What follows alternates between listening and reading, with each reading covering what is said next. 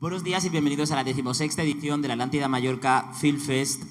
Antes de dar paso a los dos invitados que tenemos en la primera sesión de esta mañana, me gustaría explicar un poco la dinámica de cómo va a ser, porque cuando habéis comprado la entrada habéis visto que hoy tenemos varios eventos. Lo primero es la charla con John Wilson, pero luego también tendremos un coloquio con Mariana Enríquez, una de las voces de la literatura argentina más importantes, autora de Nuestra parte de noche, que seguro que algunos de vosotros habéis leído. Luego proyectaremos Guía Paranormal de la Costa Brava, que es la propia Mariana yendo por la Costa Brava buscando lugares donde aún se escucha el eco de los fantasmas para escribir una guía paranormal. Es divertidísima, así que por favor quedaros. Y por último tendremos la proyección de un corto de Isabel Coixet que se llama en homenaje a John Berger, que es un retrato de uno de los que fue el gran crítico, por así decirlo, el gran pensador del siglo XX. Dicho esto, y permitidme una ocurrencia muy sencilla y muy fácil diciendo que está en nuestra parte de mañana. Ahora sí, vamos a comenzar con la primera sesión. Creo que él es una de las personas que tiene una de las miradas más insólitas, más divertidas, más ingeniosas y más originales del cine contemporáneo. Es capaz de haceros reír con algo que aparentemente no tendría que hacerlo, que es el cemento. Y si queréis descubrirlo, aquellos que no pudisteis ir a Cine Ciutat el día 24, esta noche a las 9 de la noche volveréis a tener la proyección de su película La historia del cemento. Él es John Wilson y le acompaña una persona que es amigo del festival, cómplice y compañero de viaje, el programador y director de Cine Ciutat, Javi Pachón. Un fuerte aplauso para los dos.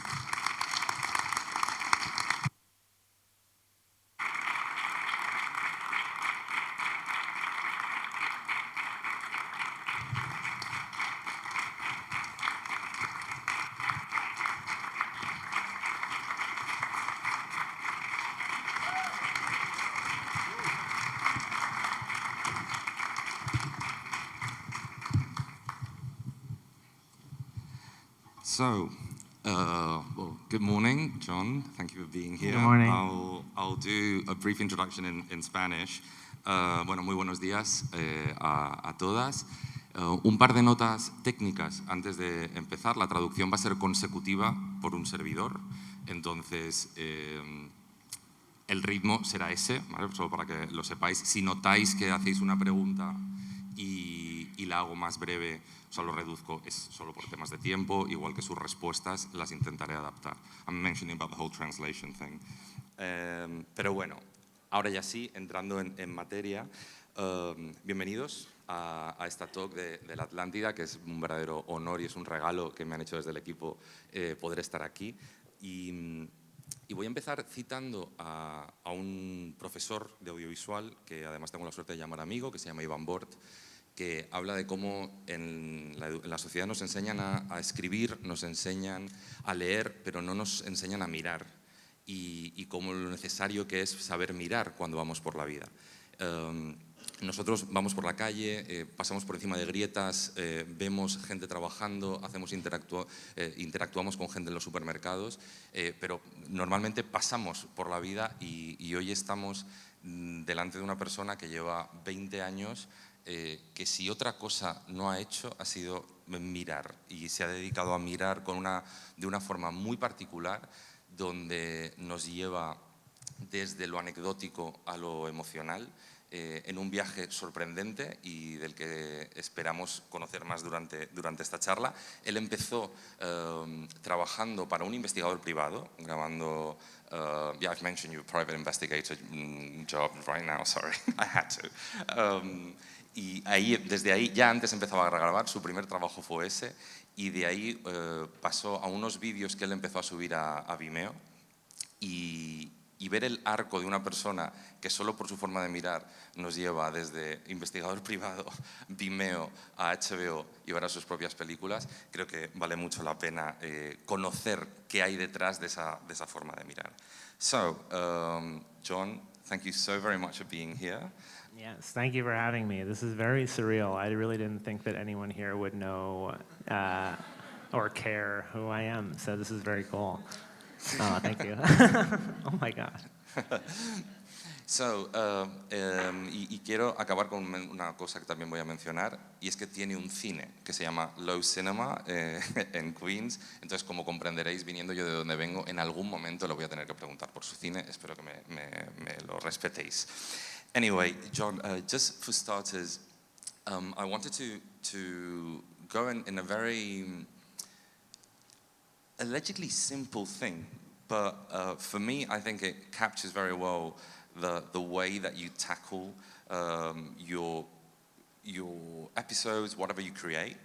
You mentioned how it's important for you to go to the street with a concept in mind, because it allows you to focus.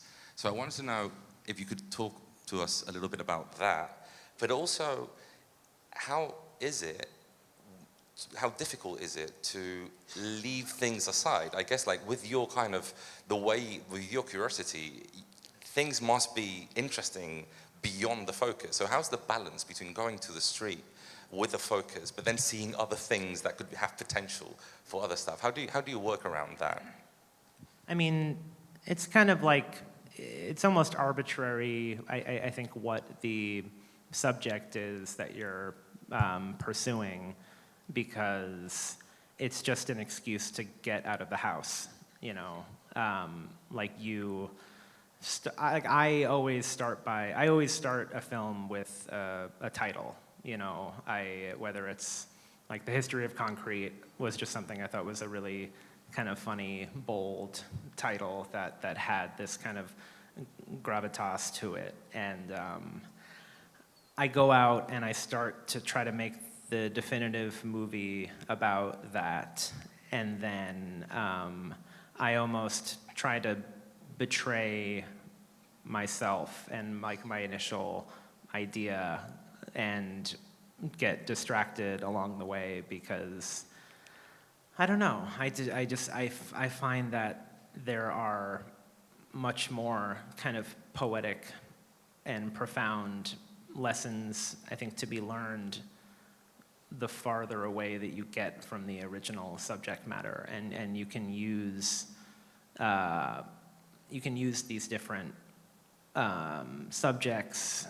I'm trying to speak generally. I feel like every project is like so different, but you kind of I think you're able to get something much more, I think, existentially interesting out of the original subject matter when you come at it from like a really bizarre direction that like doesn't have any relationship to the original subject matter. But that's the kind of Sudoku puzzle that you're doing whenever I'm making a piece of work like this. It's like I'm in this agonizing spiral of self-doubt and, you know, trying to figure out what is at the heart of whatever this thing is. And it eventually, you just kind of will it into being just by pursuing it until you're finished. Yo, o sea, le preguntaba que él comenta en una de sus entrevistas que él siempre necesita salir con un tema y con algo que le enfoque para salir, y no solo cómo era ese proceso, sino los posibles riesgos a ver cosas interesantes fuera de ese tema, fuera de ese foco, y lo tentador que puede ser irse hacia esos otros sitios.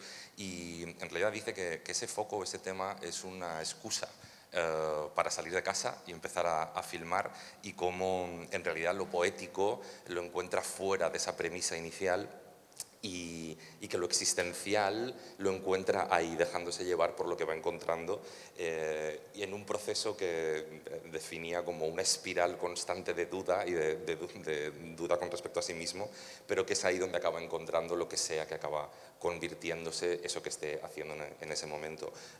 Alongside with what you were mentioning right now, I think it's and I feel, and you just did it right now, changing from the you to the I, and that you mention it, that you've done it purposely in your episodes. And right now, I was going to do it myself, try to protect me a little bit, but I'll assume my own insecurities, I guess.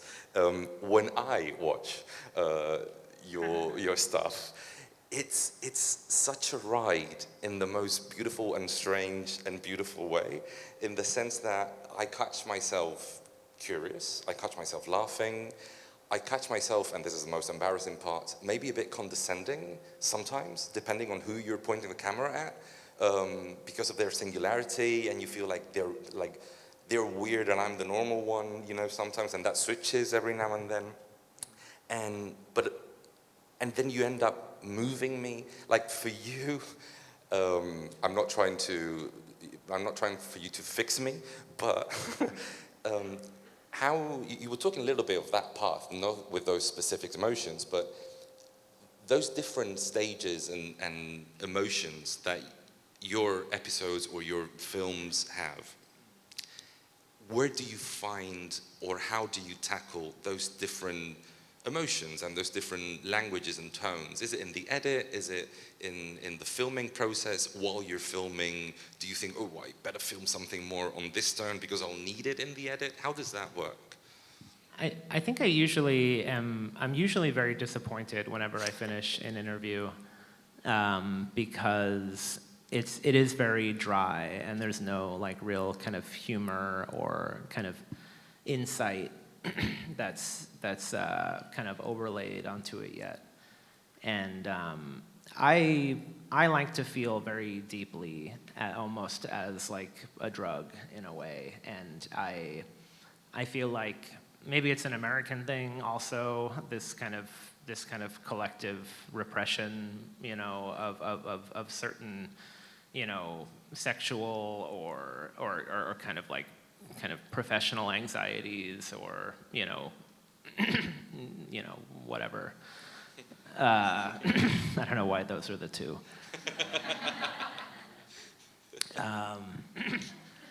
But yeah, so you know, or like bonds between friends, you know, things that you have a hard time articulating. So I try to use the work to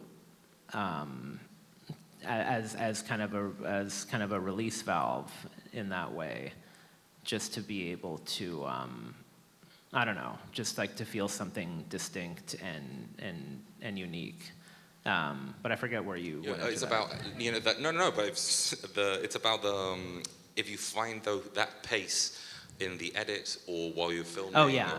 So I'll usually film the interview, and it's kind of like I'm usually disappointed, but it really comes to life when you're watching the footage afterwards, and you notice things, and you notice patterns, you know, visual patterns, or you notice a specific kind of mannerism or tick that your subject has, and that's where 90% of the humor and I think poetry comes from, is being able to like really sit with the material and analyze what's funny or relatable about this person that you're staring at. Because I feel like, you know, talking about condescension, it's like I try to avoid it as much as I can, because like there's no, like once you start doing that, there's kind of no floor low enough, you know, to like how kind of low you can get with that. And I think the more interesting way about it is to dig as deep as you can within whatever their fascination or obsession is, and think about like how I or us as a species can relate to this person. Because you know, there's this, what was it, some Star Trek quote about like, you're normal, you think I'm normal. There is no definition of normal that sticks. So it's like something that you think would be funny is not funny to the person that is being featured in the program. And, you know, and the same thing, that if I had filmed you, things in your normal day-to-day, it's like stuff that you don't think is funny at all, I'm sure we would all think is funny. For sure. I sadly have some examples. Bueno, le preguntaba sobre cómo los viajes, bueno, hacía un par de confesiones, que eso pues lo dejo para los que hayan sabido inglés, que mis vergüenzas las dejo una vez que lo he dicho bastante, pero es un poco como ver una obra suya, es un viaje que pasa de la curiosidad al humor. Yo me ponía a mí mismo diciendo que a veces sientes como un poco de condescendencia hacia lo que ves en pantalla, pero que luego te mueve. Y él primero comentaba que él siente que el trabajo en sí mismo y el salir con la cámara y el grabar lo utiliza como una válvula de escape a una posible represión ya como casi de la sociedad americana con respecto al trabajo, con respecto al sexo, pero también para explicar los vínculos de amistad y los vínculos personales. Y yendo un poco, yo le preguntaba si para construir esos viajes, si lo hace desde la sala de montaje o solo hace desde la grabación. Y comentaba que él siempre sale de las entrevistas un poco seco y un poco decepcionado, pero que luego en la sala de montaje es donde empieza a ver patrones, tanto visuales como de las personas, y es donde encuentra, una frase que realmente me parece preciosa, que encuentra que el 90% del humor y la poesía lo encuentra en ese momento de la sala de montaje. Y bueno, para acabar, siempre comentaba con respecto a eso de la condescendencia, que al final él siempre intenta mirar con respeto, y porque empezar por ese camino puedes acabar en sitios muy oscuros, y que al final la realidad es que todos, si nos apuntan una cámara, acabaríamos haciendo cosas que a nosotros no nos parecen graciosas, y a los que miran sí. You've touched in two things that I had it noted, so thank you for following the script. But first of all, you've said a beautiful thing for me, which is that putting humor and poetry in the same box or in the same category, when you say you find 90% of the humor and the poetry, in that process. And I wanted, and you mentioned the word, or the words release valve. You've also talked about your work and how it differs from other documentary filmmaking. Like, documentaries usually build tension towards topic, and that you like to find release valves in your editing. And so sticking with that, those questions regarding how you compose whatever you're doing, may that be a feature or may that be a TV show, how do you find that pace? How do you feel that pace of those release valves? Is it a personal thing? Are you thinking on the audience, or are you thinking your own process of watching the material and needing that release valve? I think I try to be, I feel like we're all the audience, and it's like I feel like I know how I feel when I watch a movie, and I know when I get upset, and I know when I get bored, or when I can see the ending coming. So I feel like in the edit or something like that, I try to, how do I put this? Like when I can tell that the audience will be able to anticipate what's going to happen next, that's when I cut out of the scene. I don't want the audience to have any idea what's going to be, what shot will be coming next. Like even in the most like granular way, and because a lot of nonfiction and documentaries, I think, follow a very predictable, arc, which works for a lot of films, but it's like when you're on a plane and you see, okay, there's a documentary about dolphins that will be about dolphins the whole time. There's something reassuring about that, I guess. But I like to give people the dolphin story, but also a bunch of other stories that aren't about dolphins, but it still gives you like that scratches that itch that you have. But I don't know. I think about like Kurt Vonnegut and stuff like that. In terms of like the comedy and poetry of it all. I think there's like I think it's very liberating to not take your art so seriously, I think, at least on the surface. And I think that making it accessible is like part of the project of comedy, and like, yeah, I think there's just like a lot of potential there that, you know, it's fun to play with. Bueno, le preguntaba que él habla de cómo los documentales tradicionales, o hablaba en otras entrevistas, son de construir una tensión y cómo a él le gusta encontrar válvulas de escape durante su montaje, y le preguntaba si eso lo hacía como parte de su proceso de espectador de su propia obra, o pensando en nosotros como espectadores, y decía que en realidad todos somos espectadores, pero lo que tiene claro es que no quiere que el público sepa lo que viene después, desde el punto de vista más básico, que no puedas anticipar cuál va a ser el siguiente plano o la siguiente escena, que él entiende que la estructura tradicional de tener una introducción, nudo y desenlace puede funcionar, y ponía un ejemplo de si tú estás en un avión viendo un documental de delfines, sabes que va a ser sobre delfines todo el tiempo, y que a él lo que le gusta es, bueno, pues hablarte de delfines, pero por el camino hablarte de otras cosas que puedan tener que ver o no, pero que al final del viaje, pues bueno, hayas pasado un viaje con él, que entiende que puede haber algo reparador en saber de lo que va a ir el documental, pero bueno, que a él le gusta esa libertad de no tomar su propia obra en serio, y lo importante que es de hacérsela accesible a la gente.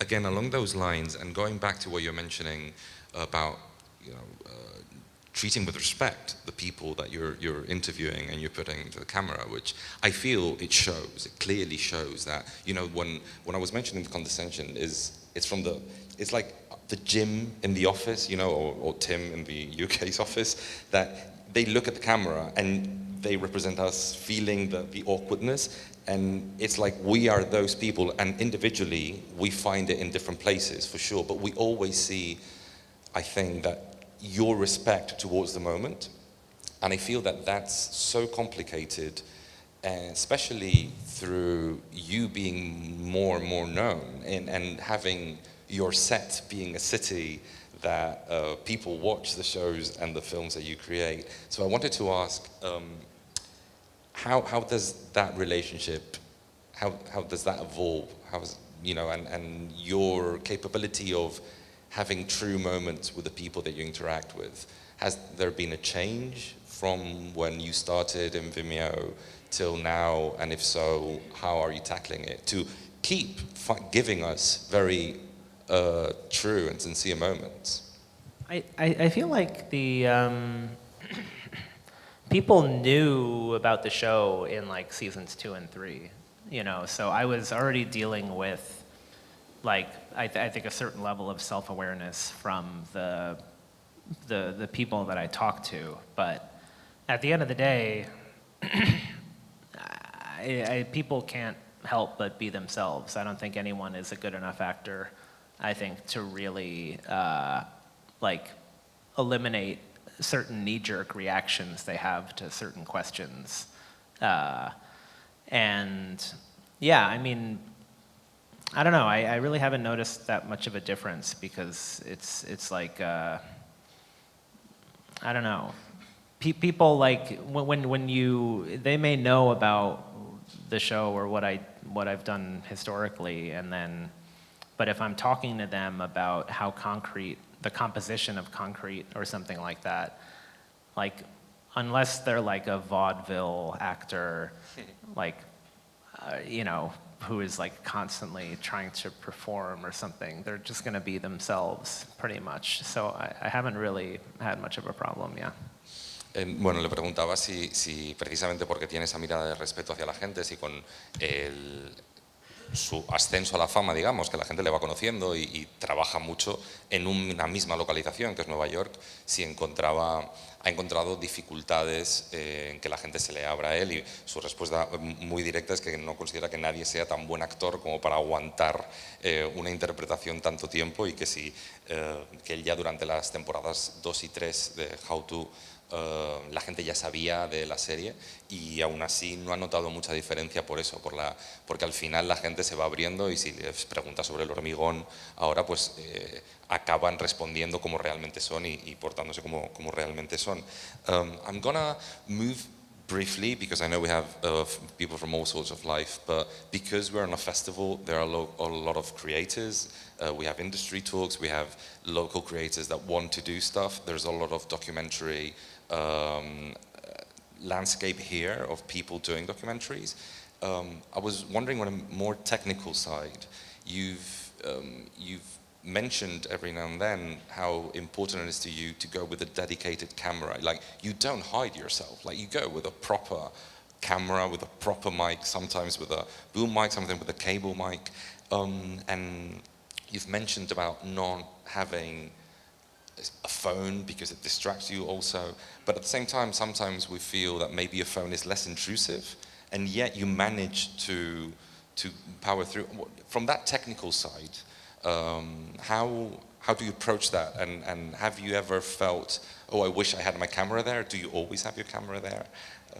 How do you feel with that relationship with technology? I mean, my camera is, you know, it's about the size of a bread box, I don't know, or whatever people compare the size of things to these days. But so it is cumbersome, and like when I'm on a project, it's like on me all the time, you know. But when I'm not on a project, I try to be a bit more casual and not carry it around as much. But I think the cell phone, it can serve, I think, a couple of different purposes. It's kind of like, I think when you shoot with a cell phone, people, I think, feel even a bit more threatened a lot of the time, because I think cell phones video is often used to like incriminate people. It feels almost like it has this connotation, you know. I think when you're filming someone do something, I think that may be a bit weird. They get worried that it's connected to the internet or something like that. But when you have this other object, I think there's more curiosity from the subject about where it's going. And they get really confused when they ask me if I'm a YouTuber and I say no, you know, because they don't understand where this would go, really. But I usually just say it's personal. But yeah, I feel like that I like to have the camera because I like to be the instrument, you know. I like to be the brush. I like to be the kind of I like that the people are interacting with a recording device, you know, and I think an extension of it, because it kind of gives purpose to the interaction, but it also removes artifice for me, because it's very clear what this relationship is, and I think I find that people, it makes them more comfortable sometimes, because, you know, they don't have to look at me in the eye if they don't want to. No, well, sorry, I was going to keep chatting, sorry. I forgot about that. Perdón, me había olvidado de vosotros por un momento, iba a seguir hablando con él, mis disculpas. Bueno, le preguntaba si, como él en otras entrevistas ha comentado que lo importante para él que es ir con una cámara, no grabar con el teléfono, por su propia distracción, ¿no? De no tener algo que también hace otras cosas. Y él comentaba que también yo metía si la posibilidad de que el teléfono, al ser más pequeño, pudiese ser más sutil a la hora de grabar. Y él comentaba cómo, bueno, su cámara es un buen bicho, lo comparaba con una caja de pan, nosotros la compararíamos con una caja de zapatos, ¿no? No sé si lo habéis visto, y más amenazador o más amenazante porque la gente puede interpretar que es para grabar algo acusador, ¿no? para luego subirlo e incriminar. Mientras que la cámara, por un lado, genera esa curiosidad, de decir, ¿qué hace una persona con este bicho, ¿no? por la calle?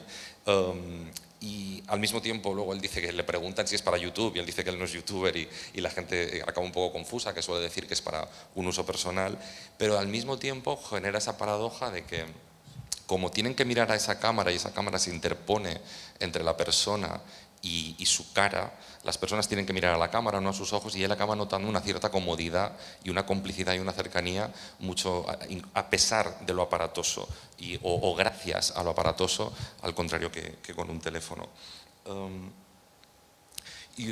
You're mentioning, and in the way you express it, and I think that any of your films and shows show, you use the word fun a lot. Fun? Fun, yeah. It's, which is, I mean, like. In what kind? Wait. So for example, I mean, it's so uplifting for me to interact with your films and your shows because fun is present, humor is present constantly. And for example, because I know it was a weird thing to say, I took note of two quotes that you said like that. Starting by the world, you said the world is naturally funny, which I find it interesting, and also how the camera makes your life more fun. For example, you've also said that.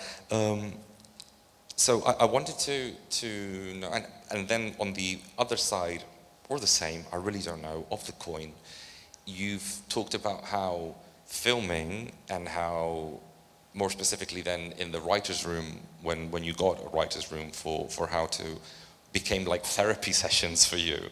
So taking those two concepts and how you see, at least how it seems like you see the world in a fun way, and you try to make your day-to-day fun, and that use of therapy, how do you feel about, do you feel that you try to make your day-to-day fun? Because you definitely make ours, so it's interesting to see. I think that it's aspirational, I try to make it fun, but I don't know, it's just a high that I'm chasing, just like when you catch that rare image that you feel like you can't believe that you're the only person here watching this moment is an insane high to me. And I feel like it becomes the most fun in the edit, I think, because it can be so drab when, especially with this concrete movie, I was like, it was really punishing at certain points, but I don't know, it is like a, it is fun in a lot of ways just because I'm working with a lot of my best friends, and we've been working together for the past 25 years in different capacities. So you're kind of just building this apparatus that will allow all of your favorite creatives to operate at the highest level, and that's the kind of dream for me, is to be able to provide kind of a sandbox, because I have a lot of other shooters for the show, and they shoot a lot of B-roll, and I trust their vision, and it's kind of like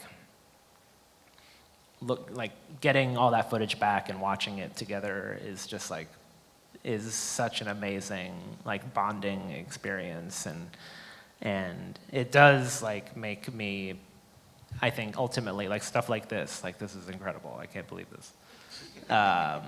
This is the kind of thing that is the reward in certain ways, but also I think the reward is this kind of introspective kind of prize that you get by engaging with the world in a deeper way.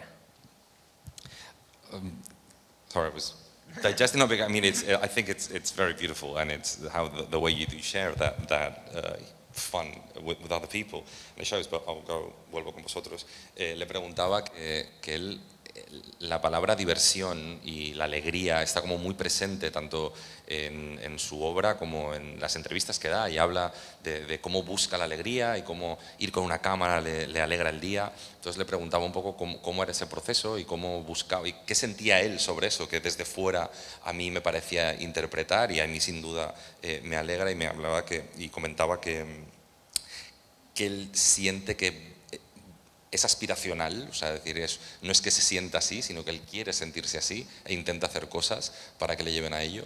Y hablaba en conceptos de subidón, que busca ese subidón de encontrar esos momentos, y cuando está teniendo una entrevista con alguien y en un vis a vis y sentir que no puede quedarse ahí, que quiere compartirlo con más gente, y luego evolucionaba, que como encuentra en la sala de montaje también esa alegría de poder ver que lo va a compartir, y después lo derivaba a algo que me parece precioso, como utiliza pues, su camino para servir de plataforma para la gente que le rodea, y cómo pues, su última película ha servido para trabajar con sus mejores amigos, con los que lleva trabajando o colaborando de una forma u otra durante 20 años, y cómo también en el show que tenía a otra gente que hacía secuencias de relleno, no sé muy bien si alguien técnico en la sala me puede traducir siempre, el B-roll, o sea, en el show, como eso lo hacían otras personas, no solo lo hacía él. Y eso, ver cómo luego compartir el momento de ver el visionado conjuntamente, era algo que también le daba mucha alegría. So I wanted to, because I wanted to give some questions to the audience, I wanted to tap into that last thing, which is that generosity on one side of you trying to build maybe a platform is too much of a word, but sharing your capabilities with your friends and stuff, with a concept that we were mentioning before we got on stage, or I mentioned to you before coming on stage, which is the concept of memory and life. You have so much footage, both of your own life and from other people's life that you get from the street. I'm obsessed with the dichotomies between what actually happened, whatever facts, if facts is a word, especially nowadays, but what happened, what we experience, and what we remember, and how that affects our life.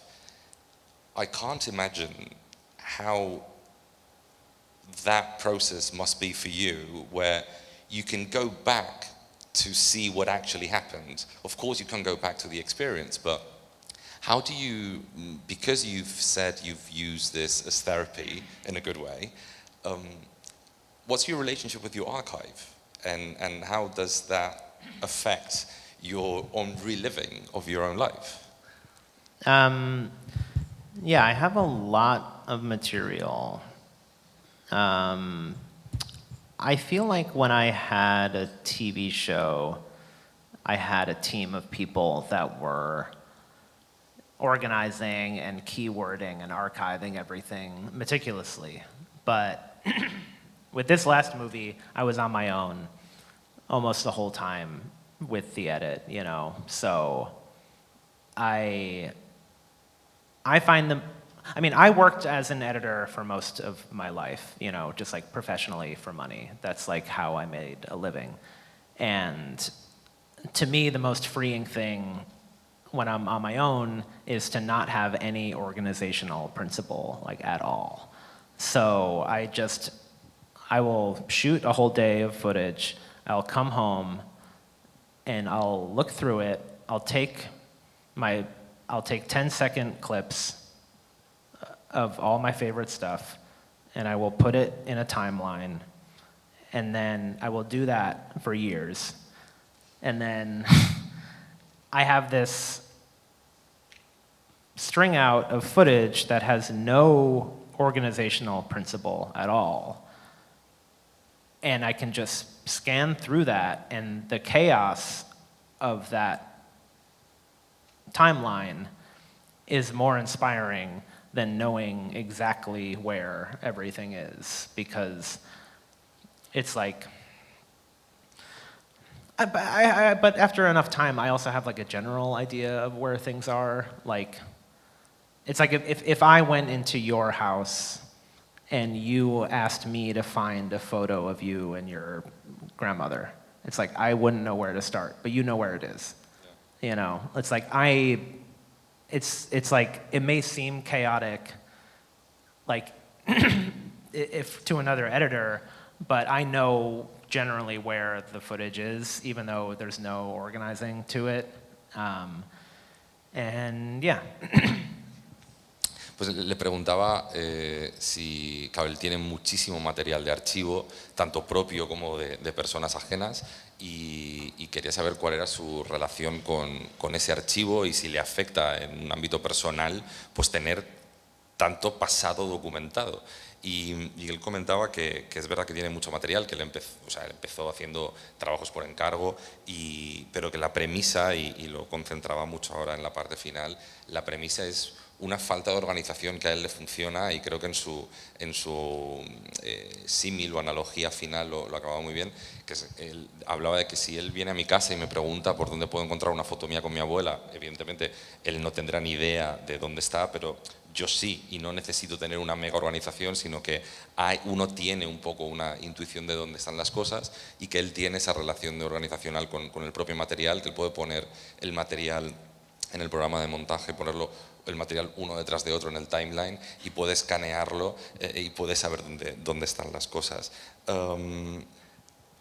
Siendo la hora que es, y por ir un poco relajados, pero con tiempo para algunas preguntas, quería saber si alguien en el público quería comentar alguna cosa. Sí, tenemos una pregunta por aquí.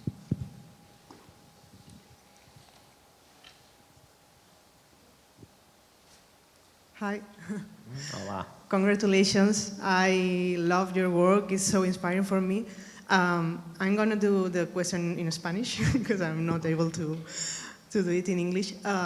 La cosa es que me interesa mucho el proceso, o sea, su proceso creativo me parece muy interesante, pero me parece como curioso que al final hay un inicio pero no sabe dónde acaba, y esto como en el punto de más como a nivel técnico de guión. Quería preguntar si una vez ya tiene montado, ya tiene una idea de cuál es el global de la película, decide ponerse a escribir y cómo saca esa voiceover, o es algo que va desarrollando mientras va haciendo el proceso de edición como día a día. Gracias. So she was asking about your creative process and how you know where you start but you don't know where you're going to end. So she was wondering, when does the script come along, especially regarding the voiceover? Like is it at the end when you have the whole thing, or do you do as you're going through the edit? I have to edit and shoot and write all at the same time. It all has to happen like in this, because I usually like I'll have a general outline, like I want to talk to this specialist, I want to talk to whoever, and I try to make like the normal version of the movie, and then I go out and shoot, and then I come home, and then I will write the script over the shots. I will like write text on top, and then I have to modify the script kind of, but that's only for other people that are trying to help me produce it.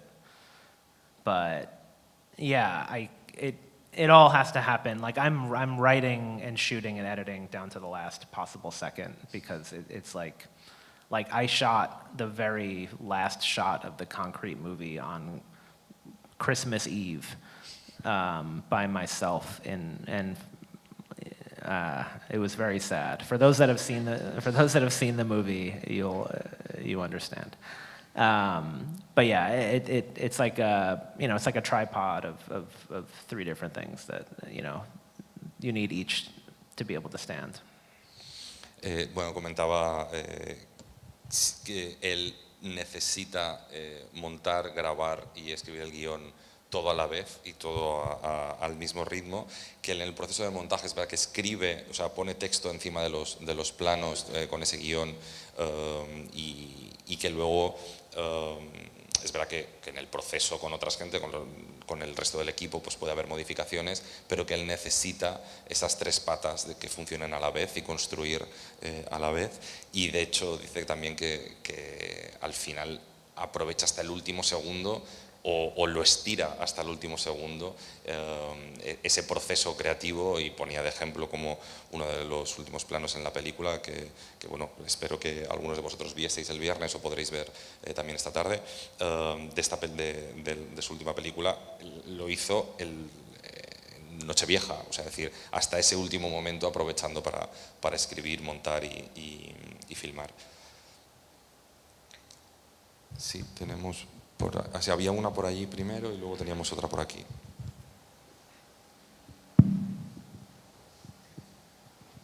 Hi, John. Thank you for being here and opening up your process, because I think when people watch your stuff, they always wonder about your process, so this question is about that. It's also a very specific question. I sometimes discussed with my friends a moment in one of the episodes, so I thought I can just ask him about it. It's in the episode about the Mandela effect. Okay, you introduce the topic with a guy in the supermarket that you meet, and then you go to the convention and everything. So we always wondered if you actually met that guy in the supermarket, or you met him at the convention and you rearranged that. So I feel that you always are like pulling from a string, and yeah, I wanted to know how much reorganizing there is when you pull from that string that leads you to these weird places. Everyone's always trying to get me with that fucking supermarket. It's like it's never going to end. Everyone's trying to catch me. Yeah, there's a lot of reorganizing like within the show. I mean, the show is crafted in a very strange way. Well, yes, like sometimes I'll be at a convention and that's a bit of a fishing expedition in certain ways. And, you know, but sometimes I don't know. Yeah, I mean, that guy is a real guy, and that guy is a supermarket, like, he was in that supermarket on that day doing his job, you know, and he did not know that I was going to come up to him. Whether or not we placed him there, I will not say.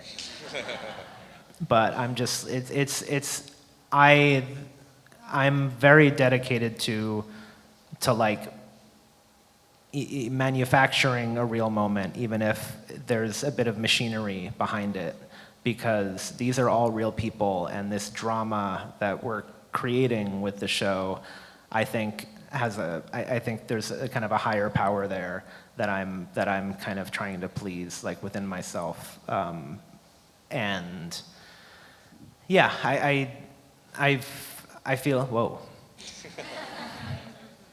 Didn't like the answer to that one. Yeah, I mean, like, there are, like, the timeline of everything in the show is insane. Like, I had to make 6 episodes in just a few months, and the amount of narratives and stories and people that I meet was, like, psychotic. And the puzzling within the edit is way crazier than you can even imagine of where things happen within the chronology of an episode. But you know, I kind of touch on, like, I understand the curiosity to like want to know, and like I personally feel that way with a lot of stuff that I watch, just like as someone that understands how things are produced. And I don't know,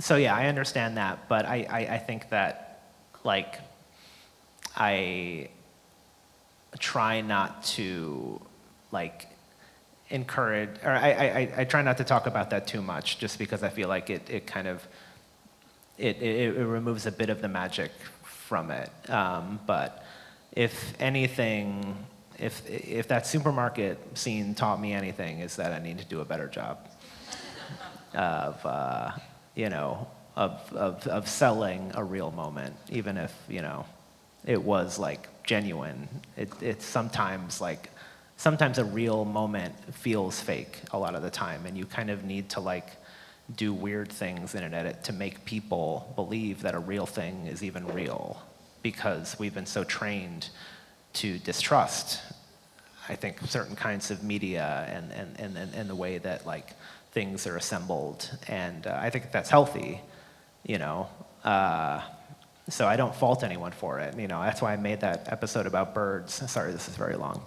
No. I'm taking notes. It's perfect. That's why I made this episode about birds, bird watching, and about honesty, you know, and stuff like that, where I kind of wanted to acknowledge the impulse to interrogate, but also make you feel foolish for asking in the first place, you know, as someone like that likes to be swept away, you know, like in a story. Bueno, era una pregunta increíblemente específica sobre la veracidad o no detrás de la construcción de un episodio sobre el efecto Mandala, que, bueno, pues una persona, no voy a entrar en los detalles del episodio, pero la cuestión es que hay una persona que, bueno, parece todo mentira, y él nos asegura que no va a entrar en los detalles de cómo ocurrió, pero sí nos puedo asegurar que es una persona real que trabajaba ahí, y que ese proceso de que se encuentra primero en un momento del episodio y luego en otro y tal, que todo eso es real, que nos sorprendería lo caótico del proceso y lo caótico de construir los episodios o esta película. Ponía el ejemplo de cómo para una de las temporadas tenía que tener 6 episodios en solo un par de meses. Entonces la cronología de cómo pasa todo es muy loca, y que entiende la curiosidad por querer saberlo, pero es verdad que tampoco, que no le gusta desvelar esa situación, pero sí nos puede asegurar que era un momento real.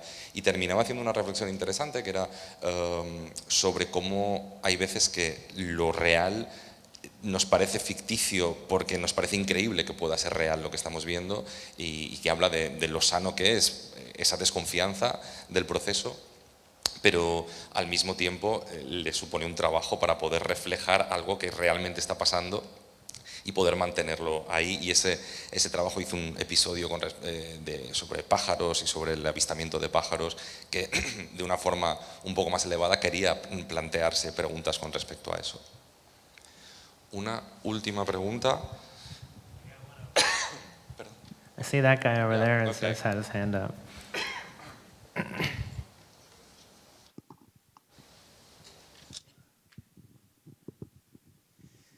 First of all, thanks for coming, it's an honor. Preguntaré en español.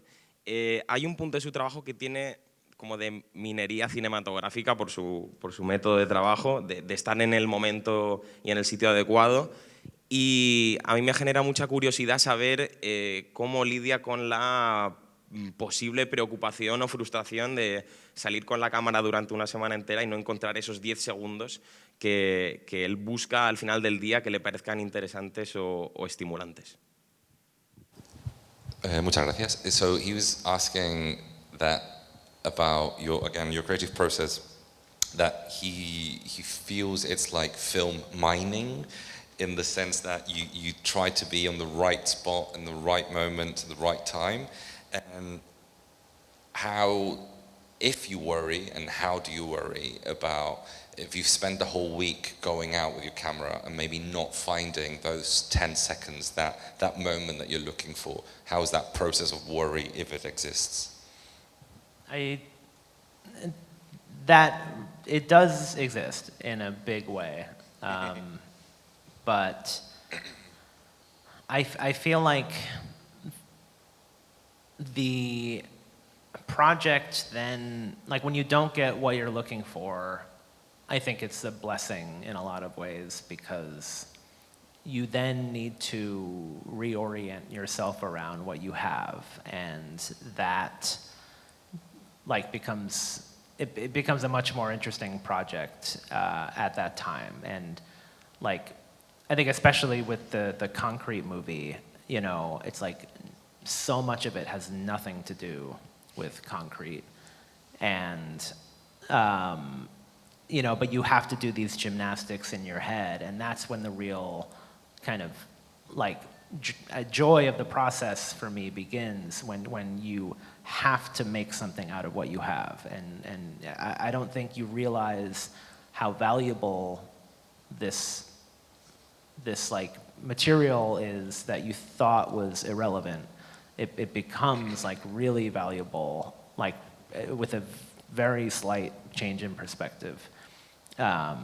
So yeah, I get like depressed when when I feel like I missed something that I know happened, but then like the project of the work for me across my whole life has been trying to glean positive emotions from bad situations, you know, and whether it's like a personal struggle that starts it, it's all about trying to dig myself out of a hole, you know, and that's the mountain you climb every time you make a piece of work.